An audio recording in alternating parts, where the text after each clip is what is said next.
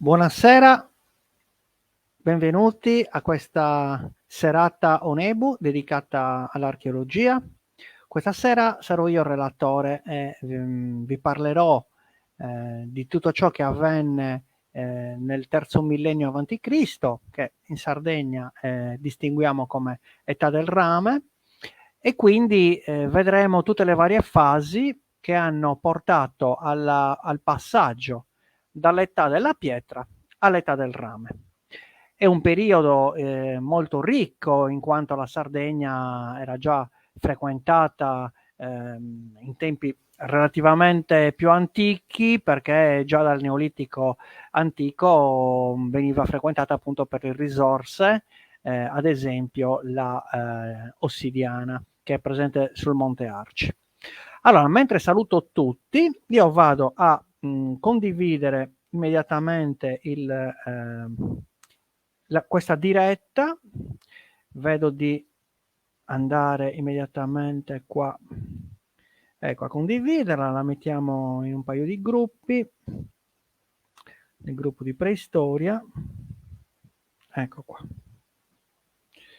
Perfetto. Anzitutto ringrazio tutti per essere presenti. Sapete, la nostra associazione Onebu opera dal 2015 a Cagliari. Noi abbiamo la nostra sala conferenze in via Fratelli Bandiera 100 a Pirri. Purtroppo per le questioni del Covid è chiusa da qualche tempo. Abbiamo provato a fare qualche serata, ci siamo incontrati varie volte, però capite bene che ancora non siamo perfettamente sicuri, insomma, nei locali al chiuso, e quindi vediamo siamo in tanti con Onebu, quindi vediamo perlomeno di vederci con queste dirette online. Stasera sarebbe stata la volta di un docente di archeologia, però non vi dico neanche il nome perché abbiamo rimandato. Abbiamo dovuto rimandare perché, come sapete, si sta svolgendo la fiera di Cagliari, la manifestazione archeologica, con una serie di studiosi che stanno presentando le loro relazioni, e quindi non mi hanno dato la disponibilità per questa serata, e quindi dovrete accontentarvi, insomma, della mia presenza, e cercherò di raccontarvi, insomma, queste vicende. Buonasera, ciao a tutti, ciao Alex, ciao Rien, con Rien ci siamo sentiti pochi minuti fa, ciao Elena, Angelica, un caro saluto a tutti. Io oggi mostrerò anche delle immagini, quindi cercherò di districarmi un pochettino tra le risposte che dovrò darvi, perché potrete fare delle domande, io cercherò di leggere un pochettino i commenti, quindi direi che fra un minuto proporrò appunto le prime immagini. Intanto vi do una descrizione generale del periodo che andiamo a affrontare. Ciao Paoletta. Allora, ciao Giovanni. La Sardegna, come sapete, è quest'isola posta al centro del Mediterraneo occidentale. È stata frequentata fin dall'antichità, già nel Neolitico antico, come dicevo prima, per la sua risorsa principale di quest'epoca, che era l'ossidiana. È stata frequentata da genti che arrivavano naturalmente oltremare e si sono accorti che questa ricchezza poteva essere sfruttata. Siamo nell'età della pietra, l'ossidiana si presta perfettamente a varie lavorazioni, quindi per scheggiatura venivano ottenuti dei microliti geometrici, quindi si scheggiava il nucleo e non si buttava via niente, ogni minimo frammento poteva essere utilizzato. In questo periodo ci sono state varie fasi, in archeologia le chiamiamo culture, quindi la cultura non intesa come cultura scolastica, come siamo abituati un attimino a diciamo interpretarla noi. In archeologia la cultura è il modo di vivere di una comunità, quindi ci sono nella nostra regione diverse comunità, immaginate quanti comuni ci sono, quanti paesi e città ci sono. In antichità c'erano dei villaggi, delle piccole comunità.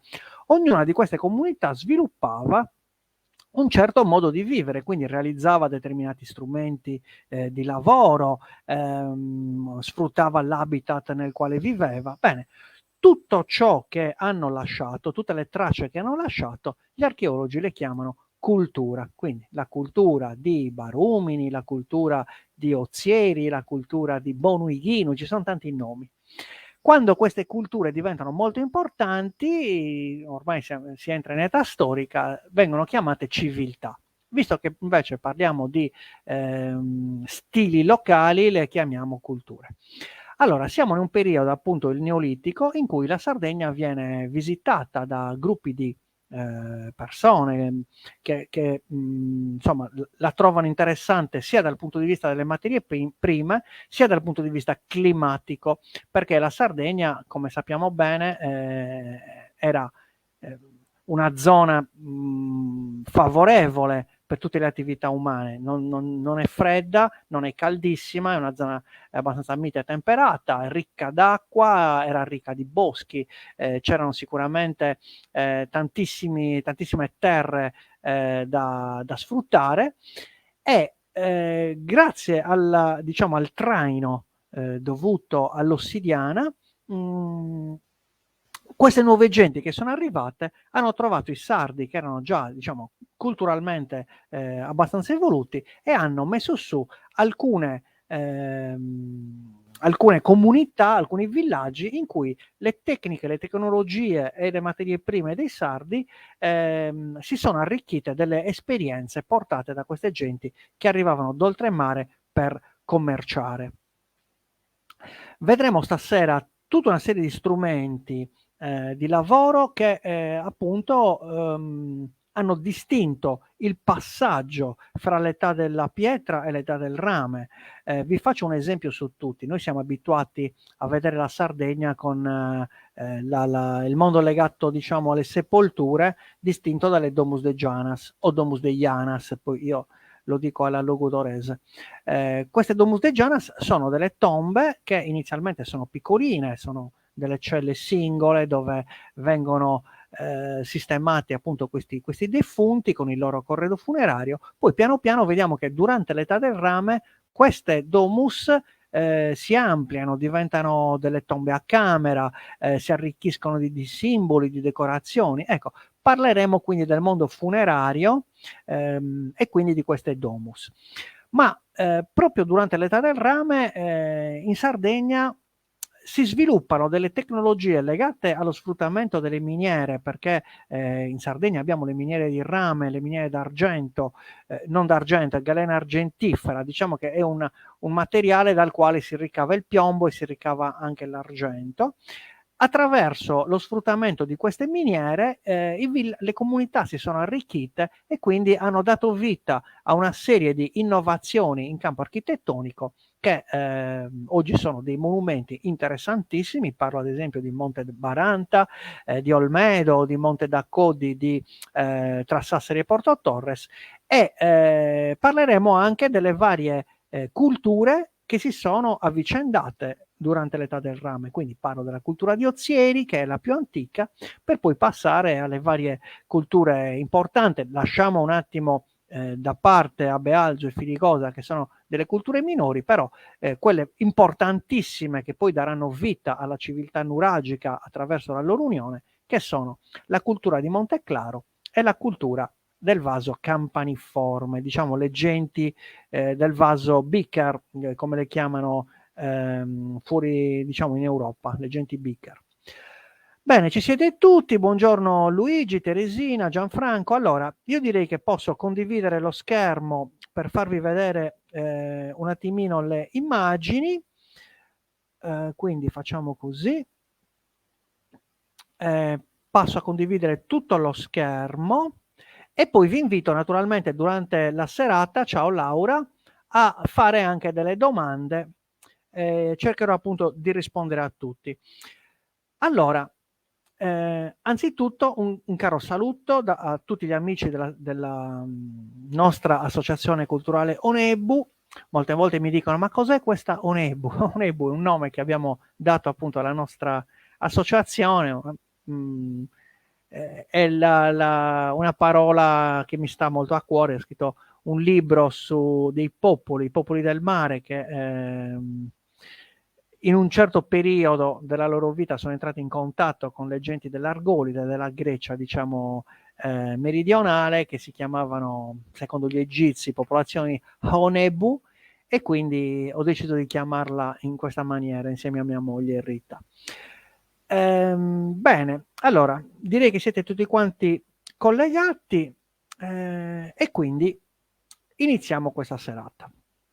Allora, questa appunto è un'immagine che distingue qualcuno degli strumenti che hanno caratterizzato quest'epoca. Siamo nella fase di passaggio fra l'età della pietra e l'età del rame, e quindi vediamo i primi strumenti di metallo che vanno a affiancare tutto lo strumentario littico che era presente nell'isola, perché chiaramente non è stata una fase di passaggio nella quale poi si è abbandonato lo strumento in pietra.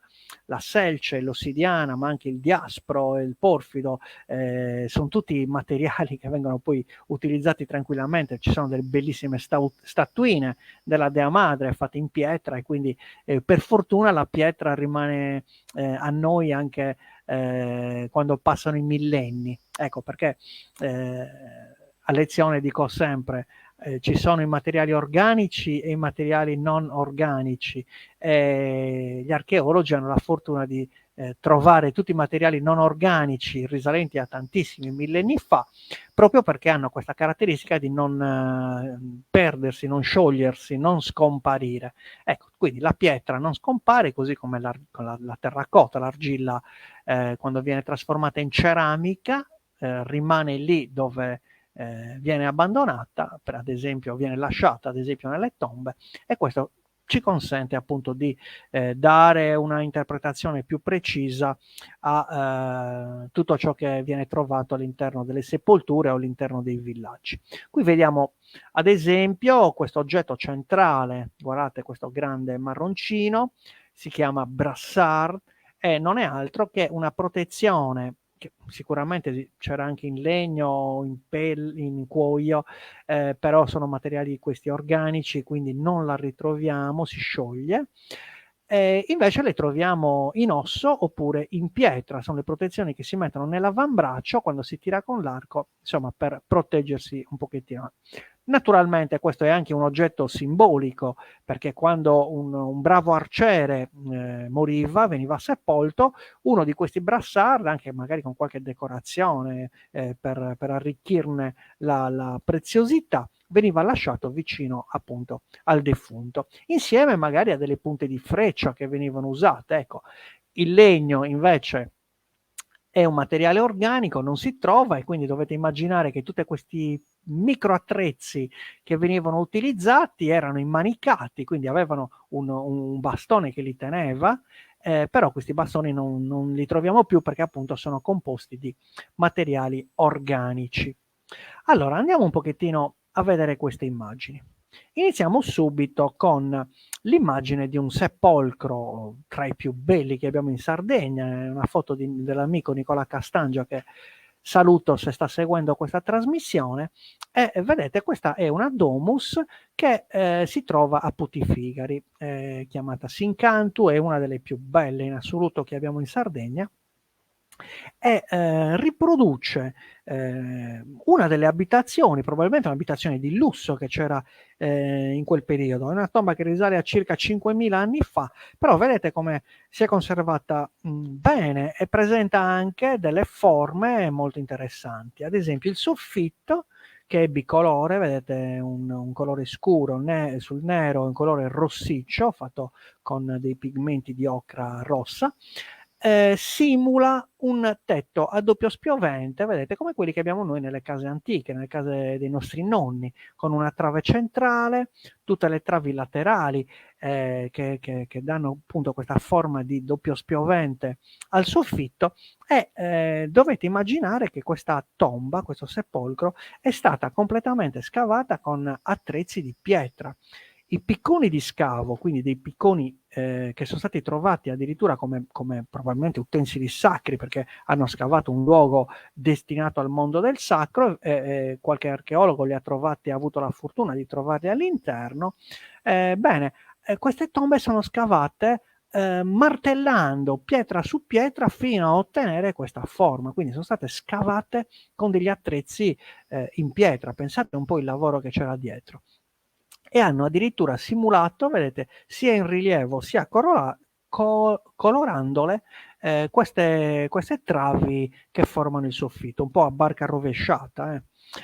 Però si notano anche altri dettagli, come vedete questa colonna quadrangolare, ma a volte le colonne sono rotondeggianti, quindi a pianta circolare. Poi nel pavimento, vedete, è stato scavato questo simbolo, sono dei cerchi concentrici che secondo me simulano un pochettino una vasca per l'acqua, però potrebbe anche essere un altro oggetto, però questo, i cerchi concentrici generalmente nel mondo antico evocano la presenza dell'acqua. L'acqua è un materiale, uno strumento utilizzato in tutte le fasi religiose, quindi l'acqua è un elemento legato al sacro e viene simbolicamente rappresentato sia nelle domus sia anche a volte nelle ceramiche, ma un pochettino in tutti quei luoghi dove si svolgevano insomma delle cerimonie religiose. E poi vedete nelle pareti sono anche qui posti in rilievo, quindi vengono scavati lasciando in rilievo delle decorazioni a forma di finta porta o finta finestra, oppure a volte troviamo delle facce di toro, quindi delle protomi bovine con il termine tecnico, ma possono anche esserci altre decorazioni. Andiamo un pochettino avanti così vediamo un po' quest'altra immagine. Questa è una domus che si trova a Bonorva, Sapala Larga. Questa si è conservata bene, vedete? Anche le colorazioni si sono conservate, questi colori molto scuri, molto forti. È evidente che siamo nel mondo dei defunti e quindi in qualche modo sono dei luoghi che dovevano anche mantenere un certo aspetto suggestivo. E anche qui abbiamo il soffitto realizzato nello stesso modo di quella tomba di Putifigari che abbiamo appena visto, e qui ci sono i vani nei quali veniva deposto insomma il defunto, spesso accompagnato dal suo corredo funerario, che era composto da degli amuleti, degli oggetti, delle piccole ceramiche, bruciaprofumi, oppure delle ciotole che tenevano magari qualche offerta alimentare o delle bevande. Quindi queste tombe hanno tutto un rituale legato al mondo dei morti.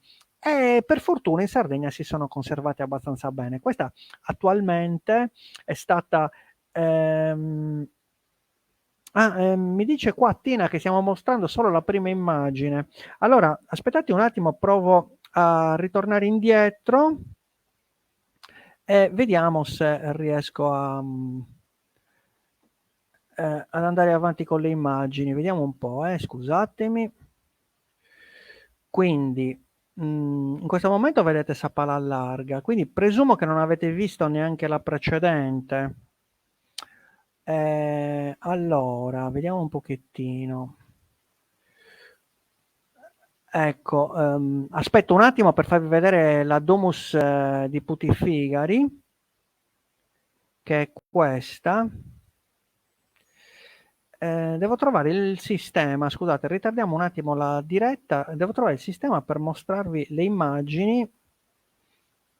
Vediamo un po'. Quindi provo ad andare su questa, no, questa è troppo piccola. Vado su questa. Allora, vado a condividere questa di Putifigari. Adesso devo aspettare un attimino per vedere se voi riuscite a vederla e poi cerco di andare avanti. Eccoci incanto, sì Alex, Luz intanto risponde a qualche domanda.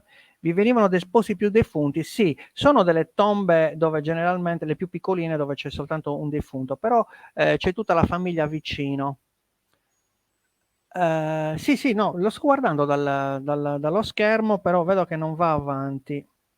Quindi c'è qualche sistema, ora è in grande. però è sempre la tomba. Vediamo se passa alla tomba Sapala Larga, ma vedo che non stanno avanzando. Vabbè, c'è un problema nel sistema che non mi fa vedere, insomma, le tombe come vorrei farvele vedere. Abbiate pazienza, vediamo un po'. Adesso ha cambiato? Si vede bene, però si vede piccola, io vorrei farvela vedere un pochettino più grande.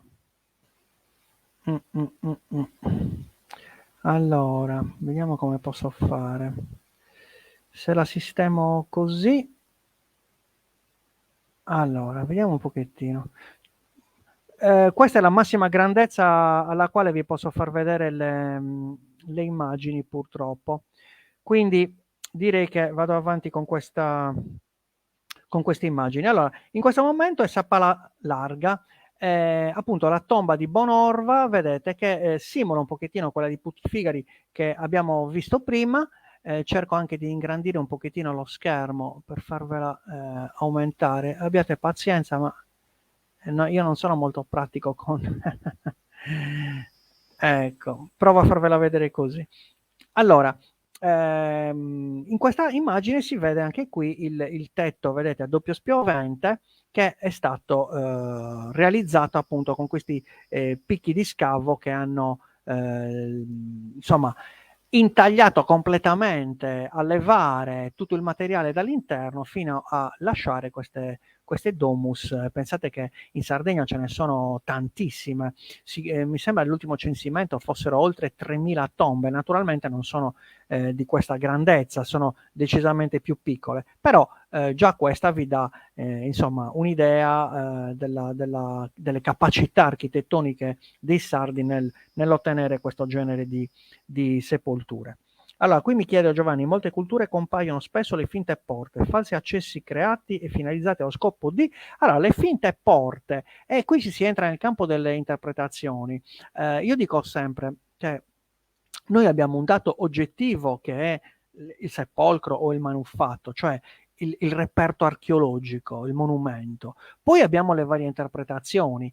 Le false porte, sì, per noi sono false porte, forse perché il mondo dell'aldilà non era visibile, quindi evocano un pochettino altri mondi paralleli a quello dell'uomo, però nessuno di noi era lì, quindi si tratta semplicemente di interpretazioni. Invece è molto interessante il portello di ingresso delle Domus de Janas, perché il portello d'ingresso è quello che separa, cerco di andare nella precedente in cui si vedete la Domus di Putifigari, questa. Vedete, qui c'è il portello d'ingresso che è abbastanza piccolo. Sapete, quando andate a vedere le domus dovete entrare attraverso un cunicolo per arrivare dentro. Ebbene, questa è una parte importante perché è l'ingresso, la porta che separa il mondo dei vivi dal mondo dei morti. Quindi chiaramente, così come è faticoso morire, sapete tutti la storia del Saccabadora che viene chiamata appunto per aiutare il moribondo, insomma, a fare il trapasso. Ecco, probabilmente anche in antichità si erano accorti che c'era questa grossa difficoltà nel morire se non era una morte accidentale, però questo travaglio che c'è sia nella nascita che nella morte, io penso che fosse simulato appunto da questa porticina piccola che è quella che separa questi due mondi. Come nelle tombe egizie, sì, Gianfranco, come nelle tombe egizie. In effetti i legami fra Sardegna ed Egitto ci sono in tanti monumenti. Allora, andiamo un pochettino avanti. Sapala Larga l'abbiamo già vista, ve ne faccio vedere un'altra che è stata poi rimodulata e riutilizzata anche in tempi più recenti, in epoca romana e in epoca bizantina. Questa è diventata poi una chiesa. Siamo sempre a Bonorva, questa è la tomba del capo, siamo a Sant'Andrea Priu e vedete ci sono allora in una domus ci sono delle decorazioni nell'intonaco purtroppo non so se riuscite a distinguere, sia nel soffitto comunque, sia nelle pareti, ci sono immagini di santi, immagini legate insomma all'epoca cristiana, e quindi è evidente che questi luoghi, queste tombe, fossero già tenute in conto come luoghi sacri. Luoghi per i defunti, diciamo noi, ma in fin dei conti le chiese, molte chiese moderne, pensate semplicemente a San Pietro di Roma, sono state edificate sopra dei cimiteri, cioè in effetti c'è il cimitero che richiama i fedeli perché c'è il culto dei defunti, e in questi luoghi sacri poi si realizza il tempio. Ecco, quindi queste domus, che erano i templi dell'età del Neolitico e poi dell'età del rame, vengono continuamente riutilizzate anche in epoche più recenti, per mettere i sarcofagi, per mettere insomma i defunti delle, penso comunque delle elite, cioè non erano tombe per tutti, queste sono delle tombe maestose, quindi credo che fossero utilizzate insomma dalle persone più importanti della società. Giusy mi chiede: nelle domus troviamo sepolture primarie o secondarie? Sono sempre secondarie. Le deposizioni primarie, Giusy, sono quelle che ad esempio abbiamo in età fenicia, quando, o anche in Oriente, quando viene messa, pensate all'Iliade, la morte degli eroi che vengono, si fa una piccola fossa nel terreno, si mette una pira funeraria di legname, si mette il defunto sopra, si fanno tutti i rituali, bene, le ossa, le ceneri del defunto precipitano direttamente all'interno della fossa. Quella è una deposizione primaria. Tutte le altre sono secondarie. Quando le ceneri vengono raccolte e trasportate in un altro luogo, oppure quando si mette l'inumato dentro la bara e poi trasferito dentro una tomba, si tratta di deposizione secondaria. Quindi tutte le domus sono sempre deposizione secondaria. Angelica, all'interno di queste tombe sono stati ritrovati resti ossi umani? Certamente sì, Angelica.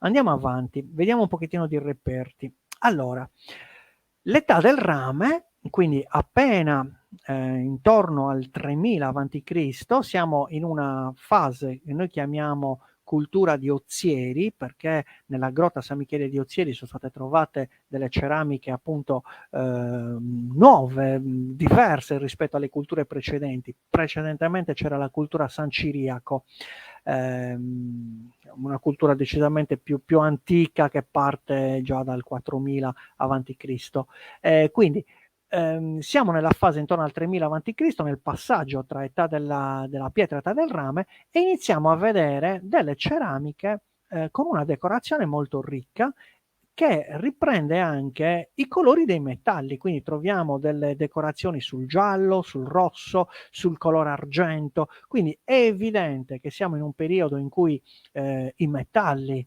sono molto apprezzati, e anche le ceramiche cercano un pochettino di imitarli. Non solo, ma troviamo anche delle ceramiche dove prendono vita delle decorazioni molto interessanti, anche antropomorfe, cioè vediamo ad esempio delle figurine. Questo è un vaso nel quale sono state incise, vedete, decorate dei personaggi, probabilmente personaggi femminili, in cui si vede l'abito, forse una sorta di costume, si vede chiaramente la testa, si vedono le mani, e sono disposte in tondo intorno a questo vaso. Ci sono anche altre ceramiche fatte con questa processione, a volte si tengono anche per mano, sembra quasi di assistere a Suballudundu, un ballo antichissimo che esiste in Sardegna, quindi se questo è una simbologia del Suballudundu, siamo a 5000 anni fa, quindi un ballo antichissimo che ancora oggi fa parte delle nostre tradizioni. Poi vediamo che nella cultura Ozieri abbiamo questi vasi, guardate in basso a destra, abbiamo questi vasi che si chiamano vasi tripodi, perché si nota la presenza di questi tre piedi, che ci fanno capire che le vivande insomma subissero un processo di riscaldamento. Quindi siamo già in presenza di comunità che hanno un'alimentazione molto ricca, molto varia. Noi siamo abituati a pensare alle persone preistoriche come degli individui, chissà che chissà che vita facevano nascosti nelle grotte.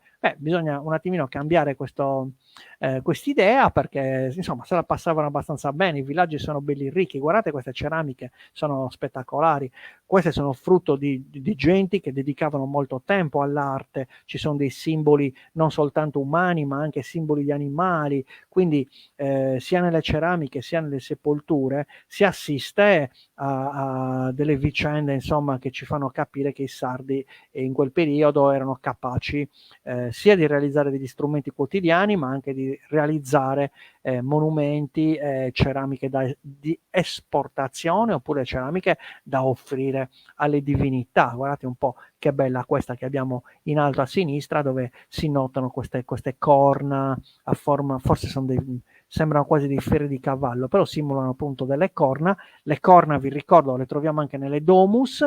Le corna sono un simbolo di forza, di potenza, forse legate alla potenza generatrice, alla potenza della fertilità, sono legate, insomma, il bue nella sua grandezza, nella sua potenza, è l'animale che aiuta l'uomo nei lavori agricoli ed è anche legato alla fertilità della terra, molte volte viene legato al sole, quindi il sole e il toro che rappresentano un pochettino la divinità, la massima divinità delle comunità agricole.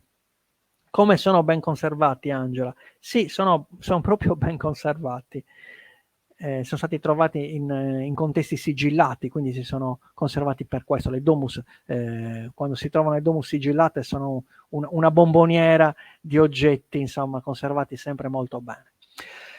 Ecco, proprio nella cultura di Ozieri, in questa cultura appunto di 5.000 anni fa, comincia a comparire un monumento molto interessante che si trova vicino a Porto Torres, lungo la vecchia strada 131, ed è in questa collina che insomma è stata scavata, hanno portato alla luce ciò che vedete in questa immagine, e notate che c'è un restauro eseguito, insomma, secondo ciò che pensava l'archeologo che ha scavato, che però mette in evidenza un monumento assai particolare. Il guscio esterno di questo monumento presenta una lunghissima rampa, qui siamo in una rampa che è lunga quasi 40 metri, pensate un po', là sarà larga 5-6 metri, che dal piano di calpestio procede per andare verso questo monumento centrale, questa sorta di altare centrale, che è molto simile, insomma, a una piramide a gradoni, infatti viene considerato una ziggurat, però diciamo che il restauro non rende merito pieno a questo monumento. Probabilmente era un altare, all'interno è cavo, quindi dentro c'è un vano che è stato trovato vuoto, quindi probabilmente è stato svuotato già dalle comunità insomma antiche, e presenta delle caratteristiche costruttive che si sono alternate nel tempo, nel senso che c'era prima un tempio chiamato il Tempio Rosso, ve lo faccio vedere nelle prossime immagini, costruito da delle genti antichissime intorno al 3000 a.C., poi è stato ripreso verso la fine del terzo millennio, quindi un po' prima della civiltà nuragica, per essere diciamo inglobato in un guscio che è questo diciamo realizzato con queste grosse pietre che circondano il monumento centrale, e quindi abbiamo un doppio monumento, un involucro centrale chiamato il Tempio Rosso e un involucro un pochettino più grande che lo ingloba, che è appunto chiamato l'altare di Monte d'Accodi. Queste due frecce rosse, come vedete, indicano due particolari di questo monumento. Allora, c'è un grande menhir, un menhir alto intorno ai 4,5 metri, che è stato trovato rovesciato, però è stato risistemato nella posizione originaria perché è stata trovata la base di questo monumento e c'erano tantissime conchiglie, quindi probabilmente c'era un rituale che prevedeva appunto come dono queste conchiglie.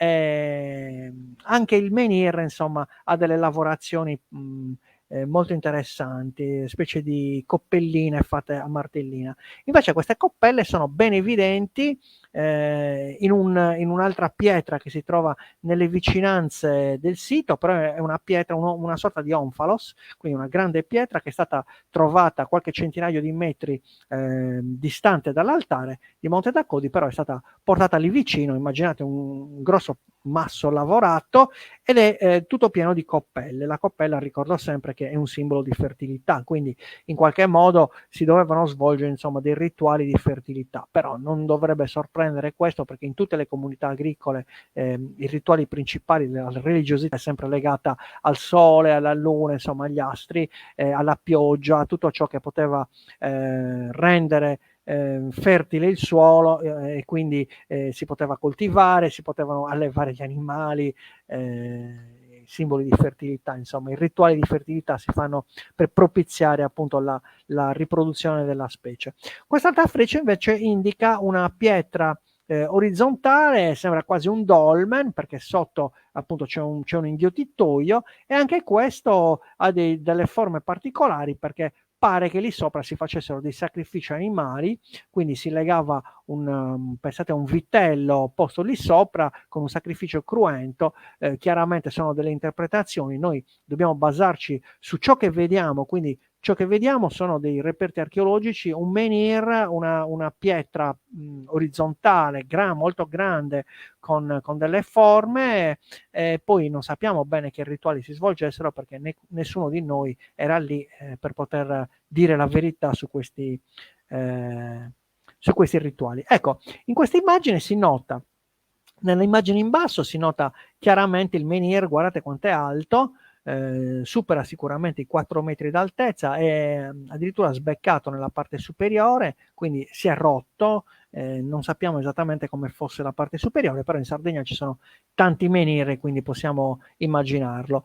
Mentre nell'immagine in alto c'è la ricostruzione, vedete, dell'altare rosso, quindi un altare, una struttura che è stata completamente intonaccata di ocra rossa, sopra la quale doveva esserci il luogo religioso. Quindi siamo in presenza di una comunità che in qualche modo vuole elevarsi verso il cielo, verso gli astri, e quindi è un culto che vede un legame con le divinità del cielo, non è certo un culto sotterraneo, con delle divinità sotterranee. Qui siamo in presenza di un culto legato o al sole o comunque agli eventi naturali che vengono dal cielo.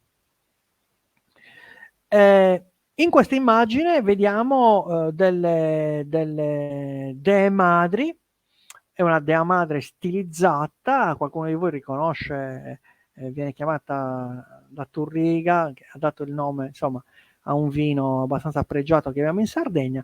È il periodo in cui le statuine della Dea Madre, noi siamo abituati a vedere la Dea Madre nella sua forma grassa, nella forma della donna incinta, la donna che dà la continuità della specie, quindi nella sua trasformazione da fanciulla a donna incinta, pronta a partorire con queste forme abbondanti. Poi una volta che la donna partorisce ritorna nella sua forma di fanciulla. È una metamorfosi straordinaria che avviene nel mondo femminile, quindi l'uomo in questo momento si vede in secondo piano rispetto alla divinità, diciamo, principale, che è quella che dà la vita, e quindi legata senz'altro al mondo femminile.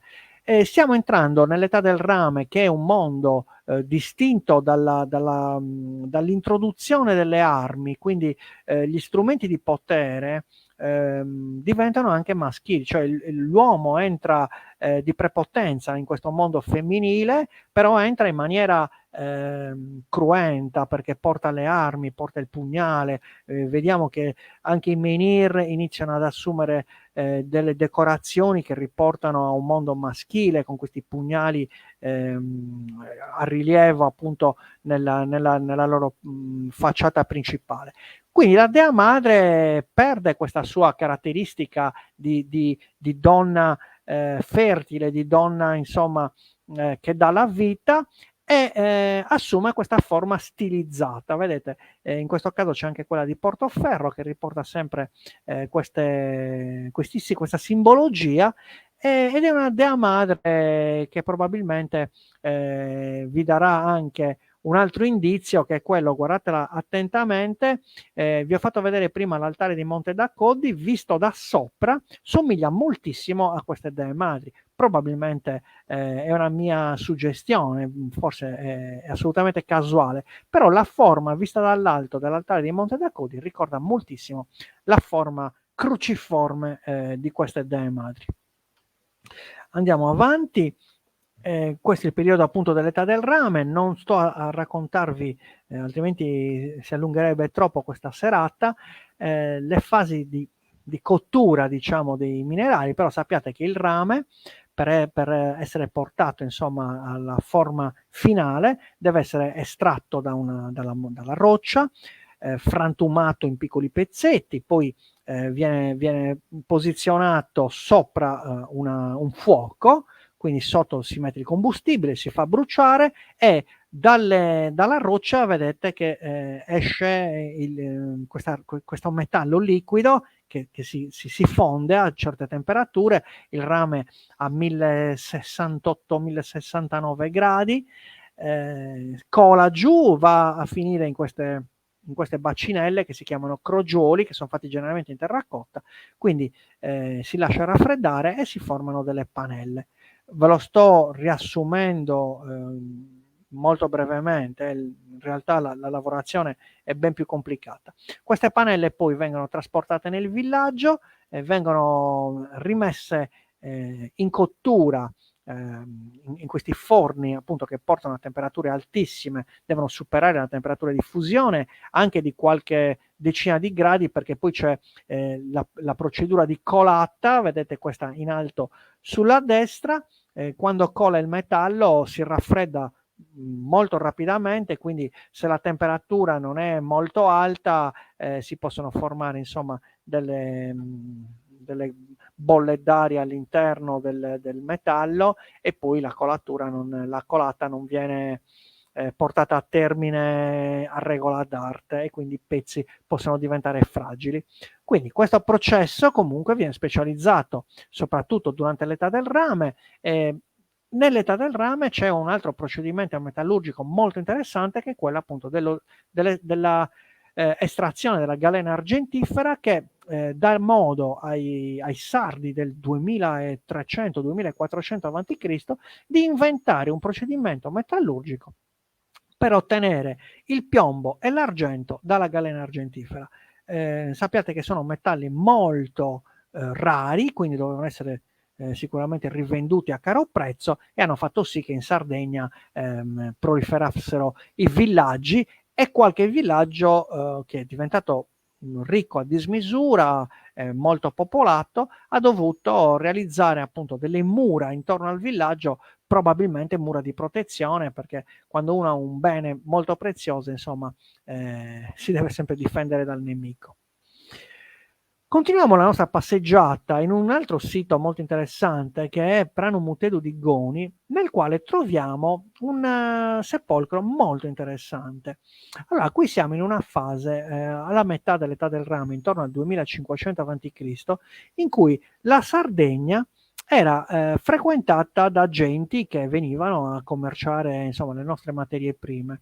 Ebbene, queste genti avevano dei rituali funerari decisamente diversi da quelli sardi. Noi abbiamo parlato fino a questo momento delle Domus degli Anas. Bene, queste domus vengono affiancate da monumenti che provengono dall'Europa, che sono i dolmen.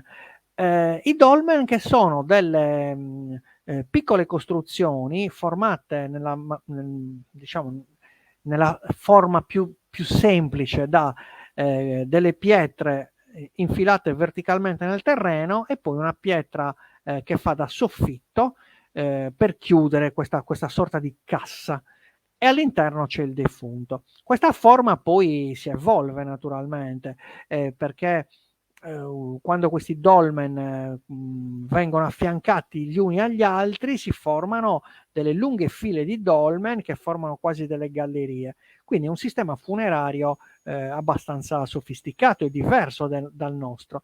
E poi questi dolmen vengono inseriti all'interno di circoli di pietre, quindi dei circoli che li contengono. Quindi dovete immaginare a questa cassa, questa sorta di bara in pietra, circondata da circoli di pietre, e poi si ricopriva tutto con un tumulo di terra. Rimaneva a vista soltanto la porta d'ingresso, e la porta d'ingresso di un tumulo somiglia molto alla nostra Domus de Janas. Ebbene, a Pranum Mutedu troviamo le varie tipologie, cioè troviamo le tombe a circolo con questi dolmen che però sono ancora eseguiti, vedete, all'interno vengono scavati, non sono costruiti, sono proprio scavati nella roccia, quindi rimane la tecnica di scavare nella roccia una domus, però inserirla all'interno di questi circoli di pietre.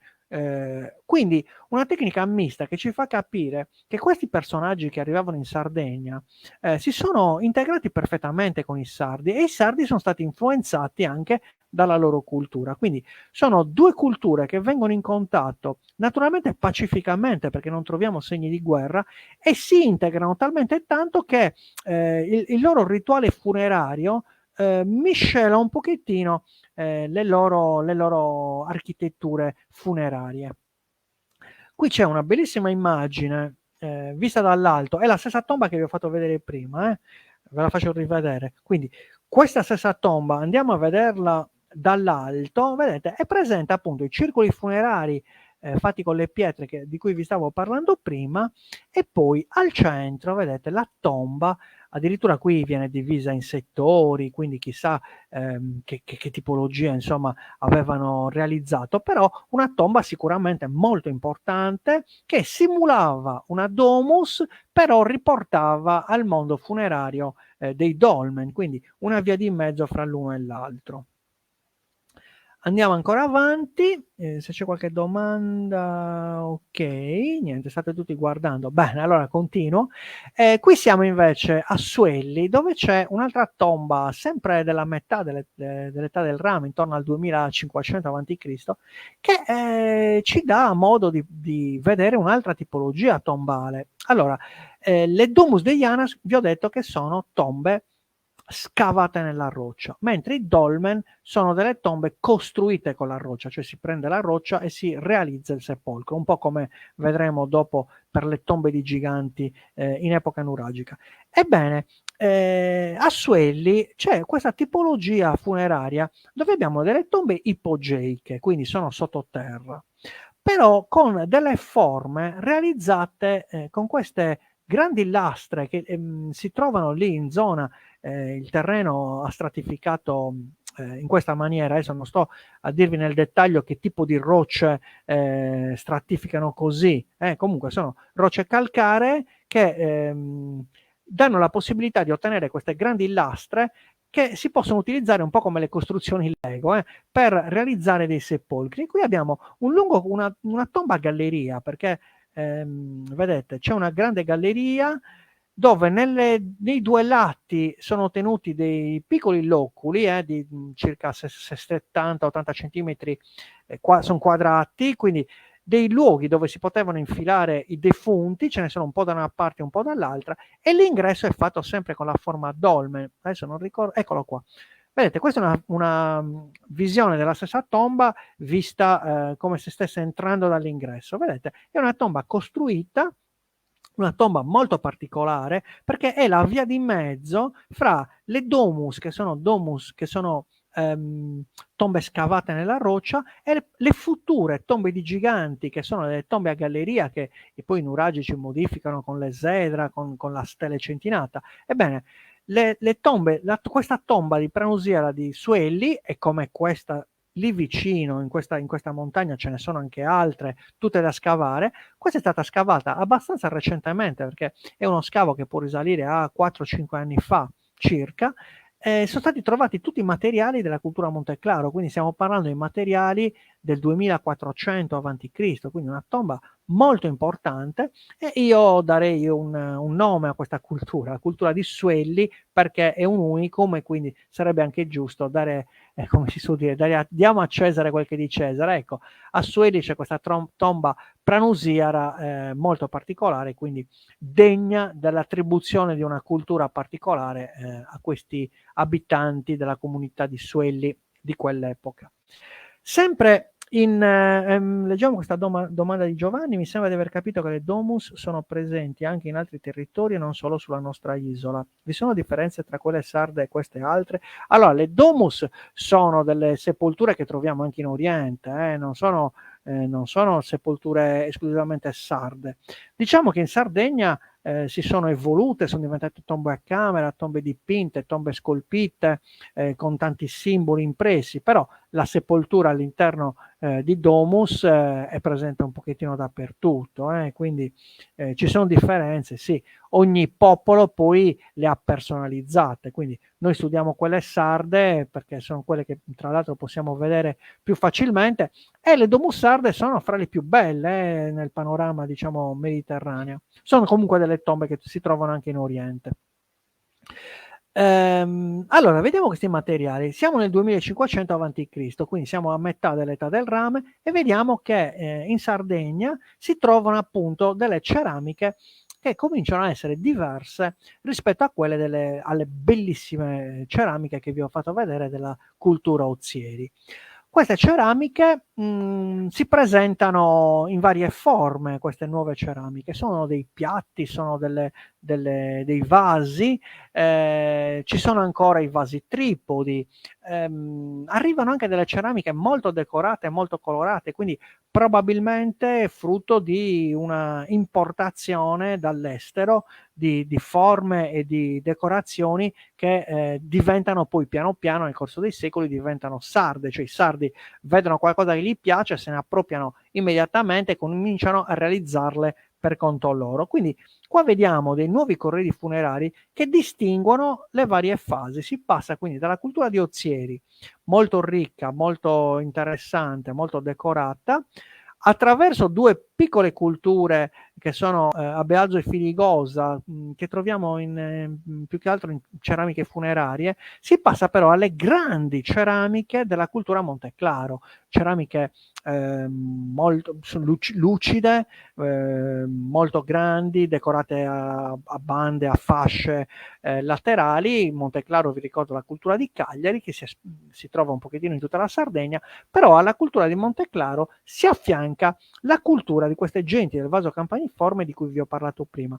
Cioè, dovete immaginare un flusso migratorio di questa cultura, di queste genti del vaso campaniforme, che passano in giro per l'Europa, probabilmente provengono dalla zona iraniana, troviamo lì il campaniforme già nel 4000 a.C., poi sono delle genti che anziché andare verso sud, quindi verso la Mesopotamia, si spingono nelle parti alte dell'Europa, arrivano fino al canale della Manica, siamo lì intorno al 3500 a.C., occupano un pochettino quella fascia costiera, sempre pacificamente, sono dei cercatori di metalli, sono persone che svolgono una vita seminomade, perché l'attrezzatura che troviamo negli scheletri, nei corredi funerari, ci parla di genti che tirano bene con l'arco, che hanno le lance, sono ricchi anche, hanno degli ornamenti fatti in conchiglie con denti di volpe, denti di zanne, e poi hanno anche dei diademi, dei bottoni particolari, quindi è una cultura ben precisa, e la troviamo poi che scende giù verso la penisola iberica, e intorno al 2800, proprio durante la nostra fase finale della cultura di Ozieri, arriva attraverso il Ponte delle Baleari, arriva nella Sardegna, ad esempio nelle zone di Alghero, dove abbiamo la necropoli Anghero Ruiu, e troviamo alcuni defunti che hanno questo corredo funerario tipico delle genti del vaso campaniforme. Quindi immaginate queste genti del vaso campaniforme che entrano in Sardegna, trovano le nostre genti di Monteclaro e iniziano a collaborare pacificamente per lo sfruttamento delle nostre risorse. arricchendosi reciprocamente, perché vediamo una fase artistica veramente notevole intorno al 2400 a.C., fino anche al 2300, 2200. Abbiamo uno sviluppo straordinario dell'arte in Sardegna. Evidentemente si stava proprio bene e molte persone decisero di trasferirsi stabilmente nella nostra isola, sempre pacificamente. Non abbiamo segni di guerra o segni di invasione. Ecco, questi sono i reperti, vedete, leggermente diversi dalle culture che conoscevamo prima, che sono i reperti della cultura campaniforme. Vedete, questi vasi decorati con delle strisce, delle righe, hanno una decorazione geometrica, sono molto carini. Sono caratterizzati dal fatto di essere privi delle anse. Ecco, la cultura del vaso campaniforme, appunto, è la cultura del bicchiere, questa campana rovesciata, e non ha le anse, quindi è un vaso molto particolare, mentre i vasi sardi in quel periodo avevano queste grandi anse, come vedremo poi dalla cultura di Monteclaro. Ecco, le genti del vaso campaniforme sono, questa è una ricostruzione naturalmente, sono caratterizzate, vedete, da tutta una serie di elementi che ce li fanno distinguere dai sardi. Pensate che sono anche leggermente diversi scheletricamente, quindi sono facilmente riconoscibili, sono grossi, hanno questo scheletro possente, la faccia quadrangolare, mentre i sardi erano più magri, sono dolicomorfi. I sardi avevano il viso un pochettino allungato, quindi già scheletricamente si distinguono i due diciamo, tipi scheletrici, brachimorfi con dolicomorfi. Poi naturalmente nel momento in cui vanno a integrarsi, nel giro di pochi secoli, queste forme scheletriche non si distinguono più, si mescolano fra loro e subito dopo inizia la civiltà nuragica, dove praticamente abbiamo tutta un'altra serie di innovazioni.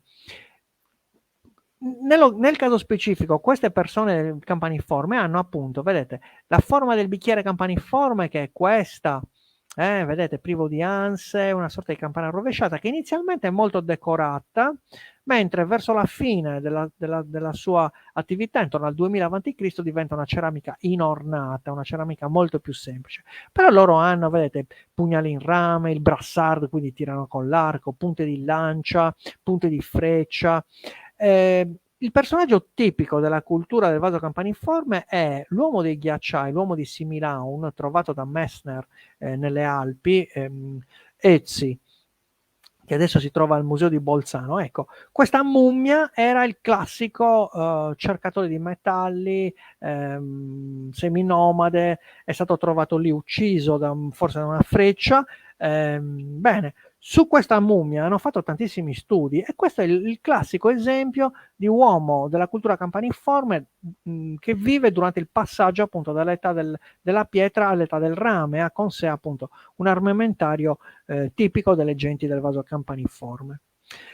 Dall'unione di queste due spettacolari culture che abbiamo nell'età del rame nasce il sito che troviamo a Monte Baranta di Olmedo. Ecco, è un sito interessantissimo perché, come vi ho detto prima, i villaggi vengono avvolti, molti villaggi vengono protetti da delle grandi muraglie, però nel caso di Monte Baranta questa grande muraglia in pietra, da qui non si nota, però è alta più di 4 metri, è molto grande, è fatta a forma di ferro di cavallo, si notano due grossi ingressi, vedete, due porte fatte alla moda del dolmen, quindi abbiamo le pareti verticali, abbiamo questo grosso architrave sopra, però dovete immaginare che si tratta di una galleria, perché lo spessore murario è di oltre 4 metri, quindi immaginate questa grande pietra posizionata sopra, però ce n'è un'altra a fianco, un'altra ancora, fino a formare un soffitto.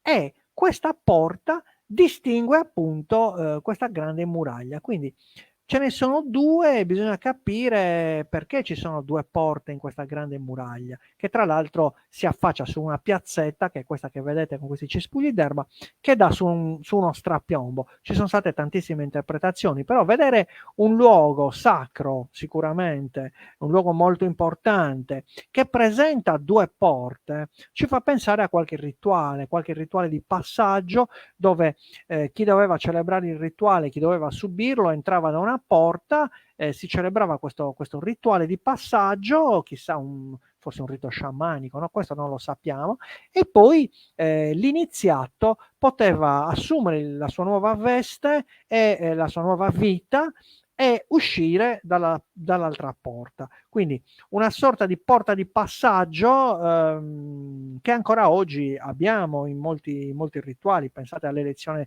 di un re, l'elezione di un papa, ma anche una laurea universitaria. La laurea universitaria, si entra nell'aula e poi si viene nominati, si celebra l'esame e poi si viene nominati dottori, e il dottore ha in quel momento un nuovo ruolo, una nuova vita, e può transitare dall'altra porta, può passare dall'altra porta. Mi sembra che nella facoltà di architettura di Cagliari sia ancora così.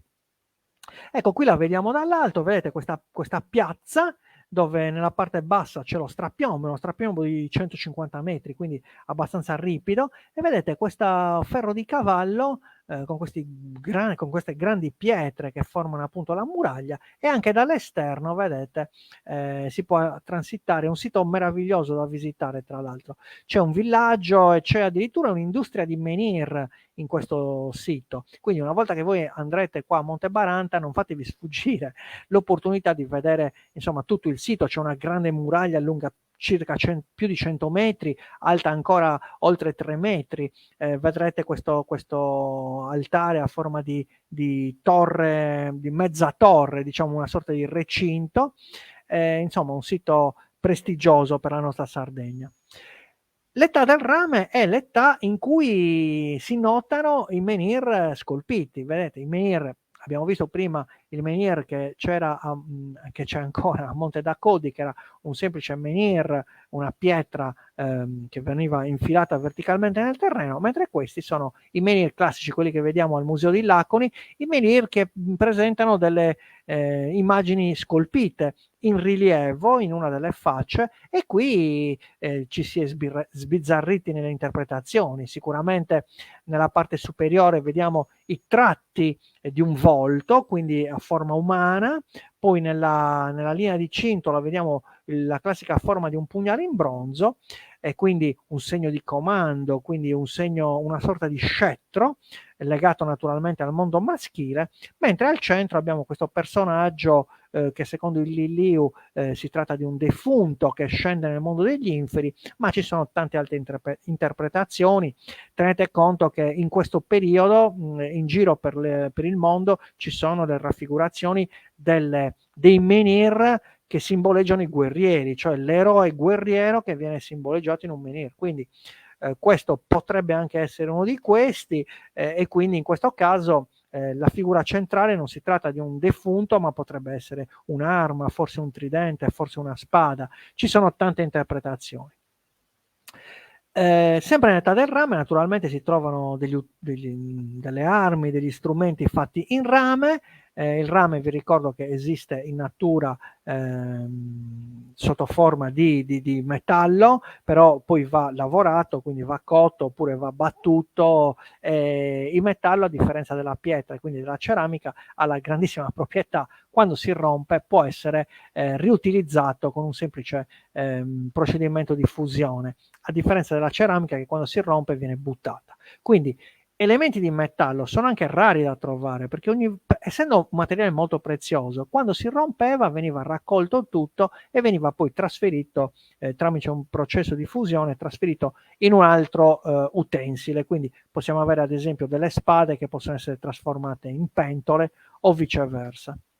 Ecco, la cultura Monteclaro, vedete, caratterizzata da queste anfore gigantesche con delle anse grandi. Questa vedete ha delle decorazioni a puntini, a lunghe bande orizzontali, vedete il bordo è lavorato anche qua, qui in questo caso il bordo è stroflesso, però ci sono varie tipologie, ci sono bellissimi piatti della cultura Monteclaro. Ecco, questo ad esempio è il fondo di un piatto della cultura Monteclaro, lo vedrete al Museo di Cagliari se andate a vedere insomma, le vetrine museali, e qui vediamo la classica decorazione delle culture agricole, cioè la spiga del grano, ecco, il rovescio del piatto, il fondo del piatto di questa cultura, vedete questa ceramica presenta questo disegno un po' a spira di pesce oppure a spiga di grano, ecco questo è il simbolo della cultura di Monteclaro. Se volete vederlo andate al parco di Monteclaro dall'ingresso da via Cadello, percorrete tutto il viale e vi trovate davanti un monumento che riporta appunto questo simbolo. Mentre questa è la ceramica del vaso campaniforme, vedete com'è diversa dalle ceramiche sarde, è un bicchiere completamente decorato con questi simboli geometrici, ci sono insomma delle righe, dei zigzag,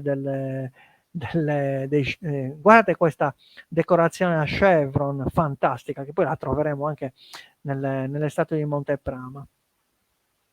Ecco, quindi abbiamo finito questa panoramica, adesso ritorno un attimo sulle immagini, anche perché sono le 8, quindi mi sono dilungato molto. Vediamo un po', Tiziana, bellissimo, ciao Tiziana, grazie per aver partecipato. Luigi, ciao Angela, ciao Luigi, Artemisia. Allora, Artemisia Camomilla, chissà che si cela dietro questo nome. Questo appuntamento è stato particolarmente affascinante. Da un anno per me escursioni uscite bloccate, ma spero di poter riprendere presto e visitare questi splendidi siti. Non posso che ringraziare per queste bellissime e sempre chiare lezioni. E io ti ringrazio, Artemisia, chiunque tu sia, io ti ringrazio per aver assistito, perché il frutto dei nostri studi, insomma, dobbiamo in qualche maniera trasmetterlo, divulgarlo. Noi ci chiudiamo all'interno del nostro studio, esaminiamo i reperti, cerchiamo di fare qualche pubblicazione, però poi parlarne con gli amici, voi siete tutti amici, perché con molti di voi ci conosciamo personalmente, andiamo addirittura in gita insieme, e quindi è un piacere avervi qua e raccontarvi queste cose. Va bene, allora io direi che sono le 8:05, quindi vi saluto tutti, andiamo tutti quanti a preparare la cena. Vi do appuntamento come ogni venerdì alle 19 per venerdì prossimo. Ci sarà con noi l'archeologa Emanuela Katia Pilloni, che già conosciamo perché ha partecipato, tra l'altro ho visto un suo messaggio, quindi sicuramente ha seguito o sta seguendo ancora questa diretta.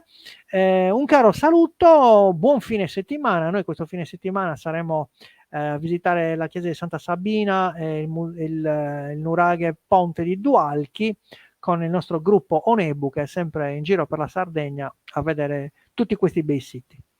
Un caro saluto e grazie a tutti per aver partecipato.